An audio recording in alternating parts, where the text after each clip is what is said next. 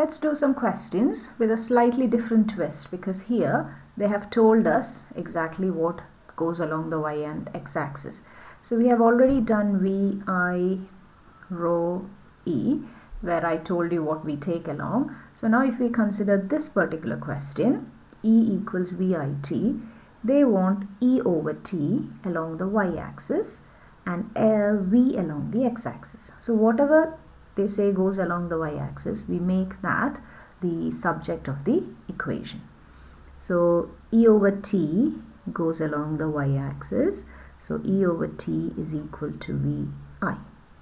In this, E over T is along the y-axis, V is along the x-axis, so that tells you that I is the gradient, there is no second term, so y-intercept is 0.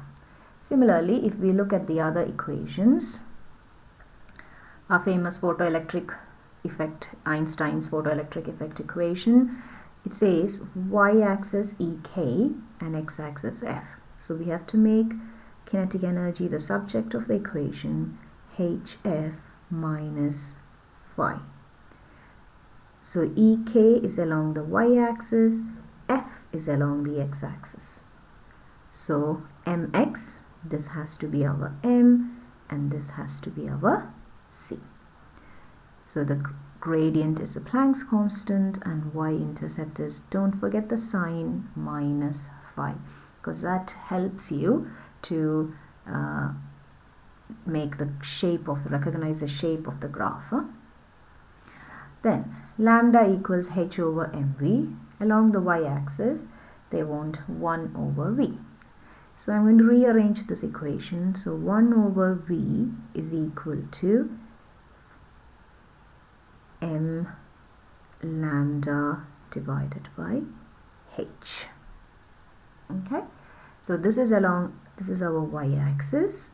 Who goes to the x-axis? M is along the x-axis. So what is left is lambda over h. So lambda over h should be our gradient. There is no second term, so y-intercept is 0. E equals mgh. mg goes along the y-axis. So if we make that the subject, mg is equal to ep divided by h. mg is along the y-axis, ep is along the x-axis. So look at the equation, what is left? ep over h, or ep times 1 over h. So 1 over h is our gradient, again no y-intercept. Okay, so the easiest way to do this is just to rearrange this into the format that it starts with what goes along the y-axis.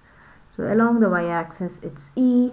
So if I rearrange this, E equals 2 capital E divided by F. So E goes along the y-axis, 1 over F. So 2E over F is same as 1 over F times 2E. So this goes along the x-axis, which means whatever is left, this is our gradient, again no y-intercept. Okay, a very famous wave equation, C equals F lambda, they want 1 over lambda along the y-axis. So be careful in rearranging it. 1 over lambda is equal to F divided by C. So this goes along the y-axis, F goes along the x-axis. So what is left? F over C, just like the previous one, F over C is the same as F times 1 over C. So you have 1 over C as the gradient, and again 0 because there is no second term. Now here they want A along the x-axis. So A equals V minus U divided by T, or 1 over T, because they want x-axis 1 over T times V minus U. So this is our y-axis, this is our x-axis. So what is left? V minus U, and this is a 0. Okay. Similarly, V square equals U square plus 2AS.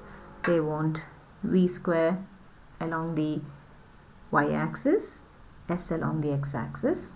That's quite easy. You can easily figure that out. So I'm not going into that one now. And then here s is equal to u plus v times t divided by 2. They want v along the x-axis. This one is easy. It just has some rearrangement to do. So I'm going to just do the rearrangement here at the bottom so that I have enough space. So s is equal to u plus v times 2 t divided by 2. So 2s is equal to u plus v times t. 2s is equal to ut plus vt. What I want is v, so vt is equal to 2s minus ut, or v is equal to 2s minus ut divided by t, which is 2s divided by t minus u. So v is equal to 2s divided by t minus u. V goes along the y-axis, s goes along the x-axis. So then what is left? 2 over t. So that is our gradient, and again minus u is the y-intercept. The last one is also easy. You can easily do it on your own. So the next one, we will move on to exponential ones, where we have to again manipulate it and work out the gradient and y-intercept.